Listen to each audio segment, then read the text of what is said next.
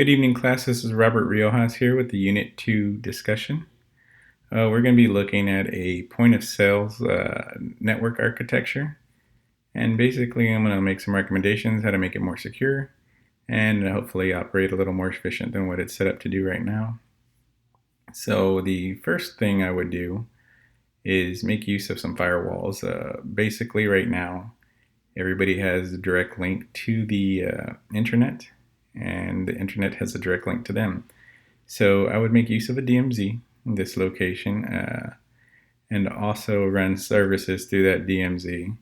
So some of the services I would run that you could run from there is you could have a proxy server, which is a very popular thing to do, to have that handle the requests on behalf of your users. Also, you could add a mail server, DNS server, FTP servers, even the VPN tunneling servers. You could have all kinds of devices in there to make that separation between yourself and the internet. So just besides the hardware, there's also some software you probably should look at if you're designing something like this. And one of those software things you probably should have is a network intrusion device of some sort. You could have the prevention system or detection system, something as long as it analyzes the real-time traffic to let you know when something's going on in your network and when you should react to those kind of things.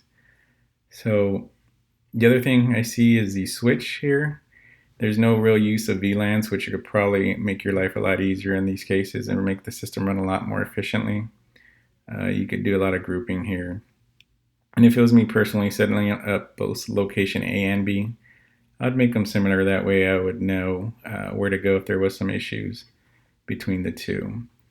The other thing I would do here is the DSL line. I would definitely make a recommendation to upgrade to something like cable, where it's twice as fast as this. And the prices have come down in what they within a few years. So I mean, if you're going to run a business like this, you probably want the speed to match your system's needs.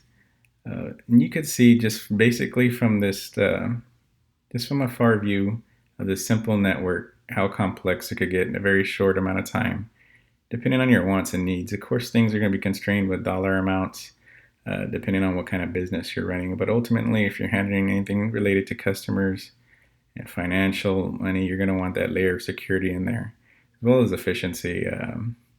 So you could see it basically comes down to how much you want to spend to secure your system and how important is this system to you. If it's supporting a business, I would say go ahead and invest the money into it. Thank you.